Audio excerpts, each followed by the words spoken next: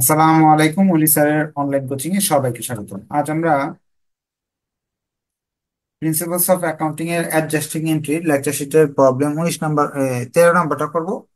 Plus আপনাদের যদি অঙ্ক নিয়ে বাসায় যদি কোনো অঙ্ক নিয়ে সমস্যা থাকে সেই অঙ্কগুলোর সমাধানও দিব ইনশাল্লাহ।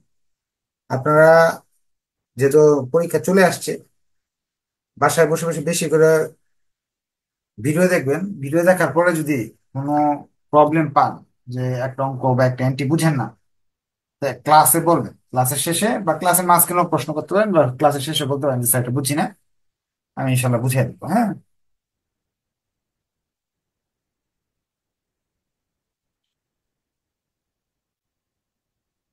প্রবলেম 30 বলছে selected worksheet data for June Freeman company are presented below.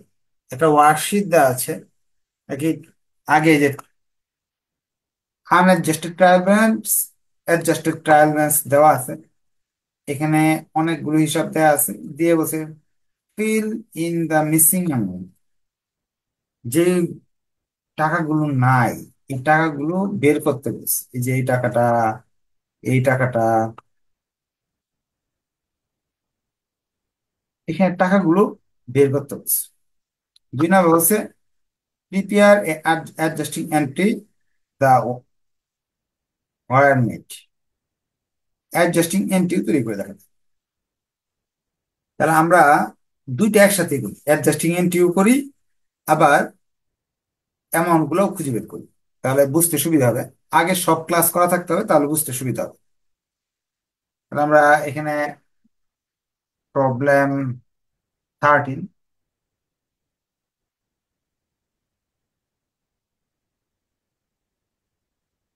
জার্নালের ঘর করে নিলাম একটা। বি নাম্বার রিকোয়ারমেন্টটা এখানে লিখতেছি, এটা এখানে লিখব।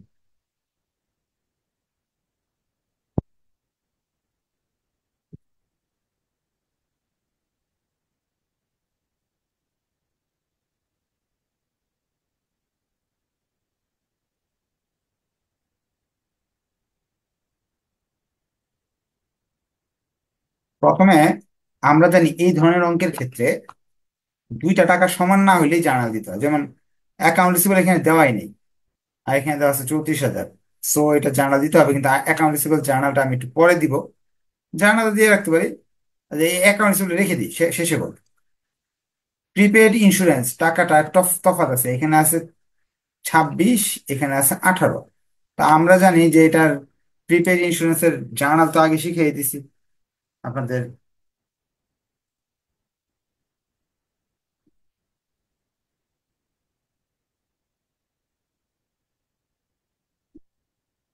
জার্নালটা এরকম যে prepaid insurance expense debit, prepaid insurance credit. টাকা হলো টাকার তফাৎটা, 18 আর 26। 26,000 থেকে 18,000 বাদ, থাকে হলো আপনার 8,000।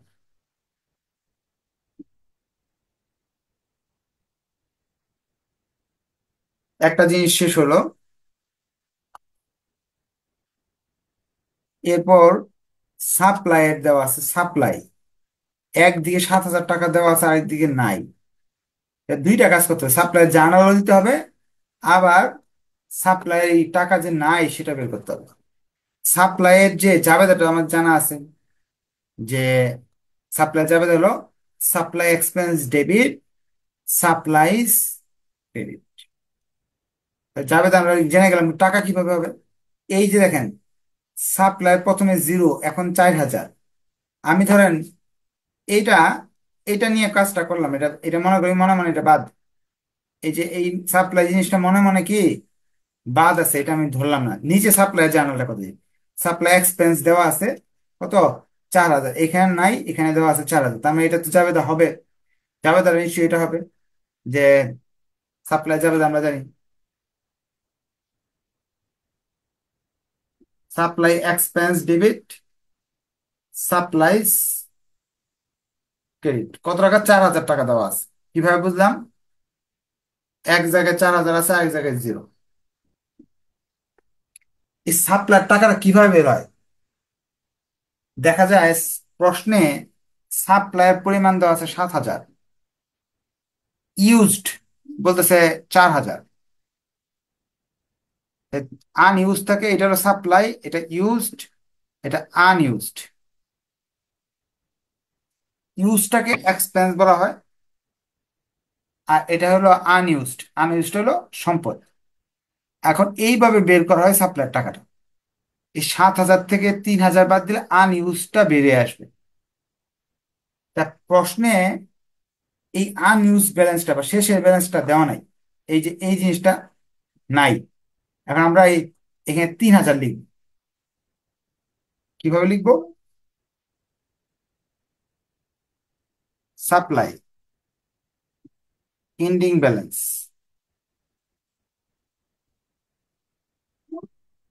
সাপ্লাই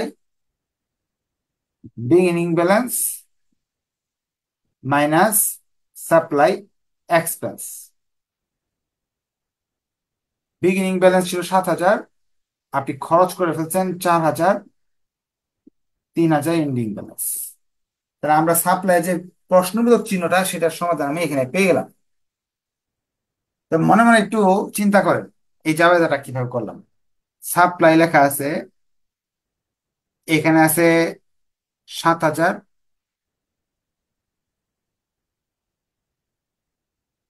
এখানে আছে হলো 3,000। এই দুইটার তফাৎ হচ্ছে 4,000 লিখতাম। আর সাপ্লাই লেখা থাকলে এই জার্নাল দিতে হয়, এটা আমরা শিখছি মুখস্থ। তা আপনার জন্য একটা জিনিস বোঝানোর সুবিধার্থে আমি একটু বুঝাই, যে এটা থেকে এটা বাদ দিয়ে দিলে এটা আসে। কি করি আমরা? 7 থেকে 3 বাদ দিলে কি 4 আসে। 7 থেকে 3 বাদ দিলে কত আসে? 4 আসে। যদি আমি আপনাকে এটা না দিয়ে দিই, এটা যদি বলি এখানে কত হবে, ছোট ক্লাস তো অবশ্যই অঙ্ক করছেন এরকম, যে এখানে দেওয়া থাকতো না ক্লাস 1 2 এর অঙ্ক, এখানে দেওয়া আছে এখানে দেওয়া নাই, তখন কি করতাম? এটা থেকে এটা বাদ দিয়ে এখানটা বের করতাম।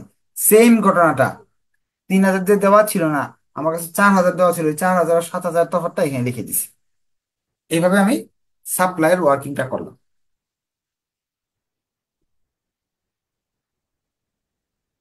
না বুঝতে পারলে হ্যান্ড রাইজ করে কোয়েশ্চেন করতে পারবেন, আগে সব ক্লাস দেখা থাকতে হবে, তাহলে বুঝবেন। আর যাদের পড়া হয়নি তারা অবশ্যই আপনাদের কি করতে হবে? বেশি করে পড়তে হবে, ভিডিও দেখে দেখে পড়তে হবে। অ্যাকুমুলেটেড ডিপ্রিসিয়েশন 12,000 আছে এখানে। ডিপ্রিসিয়েশন এক্সপেন্স আছে 10,000। তা আমরা জানি অবচয়ে যাবে, তা আমরা জানি অ্যাকুমুলেটেড ডিপ্রিসিয়েশন দেওয়া থাকলে লিখতে হবে depreciation expense debit, accumulated depreciation credit. ডিপ্রিসিয়েশনের টাকা 10,000 দেওয়া আছে, অর্থাৎ এখানে 12,000 এই জায়গায় দেওয়া, আর উত্তর যে 10,000 এটা এখানে দেওয়া আছে। মিসিংটা কত? মিসিংটা তো আরো অবশ্যই 2,000 হবে, এই দুইটা তফাৎ। আর আমরা এখানে এটার মান আসছে 3,000। ডিপ্রিসিয়েশন বের করার জন্য accumulated depreciation,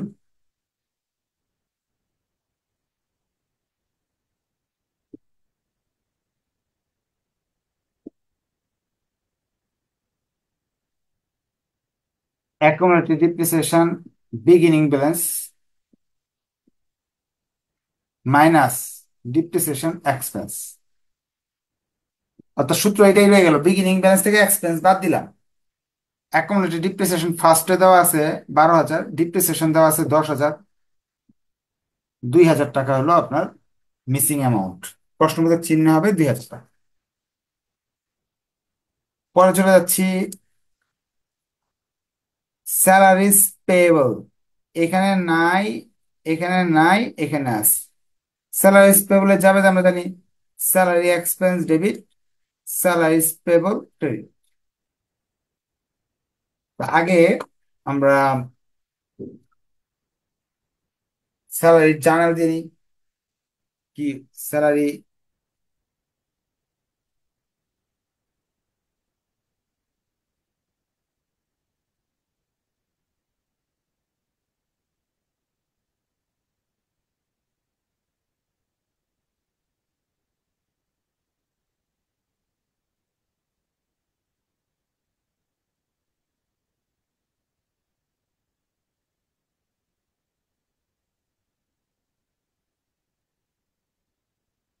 salary expense debit, salary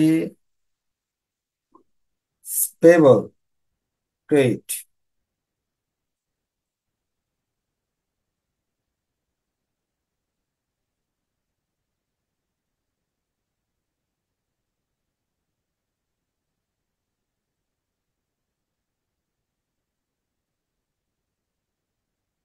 টাকা হবে 5,000। এখানে প্রিন্টিং একটা মিস্টেক আছে, মিস্টেকটা আমি বলে দিই। প্রিন্টিং মিস্টেকটা হলো প্রশ্নবোধক চিহ্নটা এখানে হবে না, স্যালারি পেবলে হবে না। প্রশ্নের চিহ্নটা হবে স্যালারি এক্সপেন্সে, যে এই জায়গায়, যে নিচে স্যালারি এক্সপেন্সের সামনে।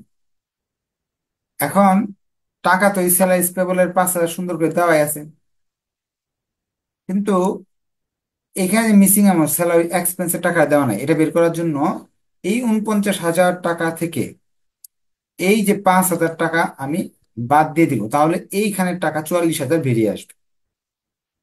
তাহলে আমরা এখানে দিয়ে দিই salary expense beginning balance, salary expense beginning balance. তাহলে salary expense ending balance minus salaries payable. Ending balance আছে 49,000 টাকা, পেয়েবল আছে 5,000 টাকা, 44,000 টাকা স্যালারি এক্সপেন্সের বিগিনিং ব্যালেন্স। অর্থাৎ দুইটা টাকার তফাৎ লিখলেই হয়ে যাচ্ছে। নেক্সটে যাচ্ছি আমরা। সার্ভিস দেওয়া আছে 88,000 আর 95,000 টাকা। সার্ভিস রেভিনিউর সাথে অ্যাকাউন্ট রিসিভেবলের একটা মিল আছে। সার্ভিস রেভিনিউ জার্নাল হবে তাহলে 95 থেকে 88 বাদ দিব।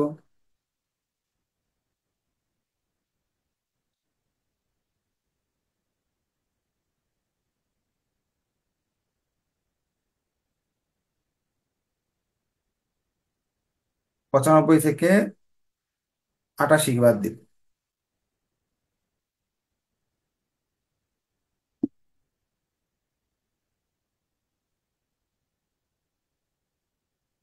এখন মিসিং অ্যামাউন্ট, অ্যাকাউন্ট রিসিভেবলের মিসিং অ্যামাউন্ট করতে যাচ্ছি। অ্যাকাউন্ট রিসিভেবলের এখানে অ্যাকাউন্ট রিসিভেবল বিগিনিং ব্যালেন্স দেয়া নাই, এন্ডিং ব্যালেন্স দেওয়া আছে। Account receivable ending balance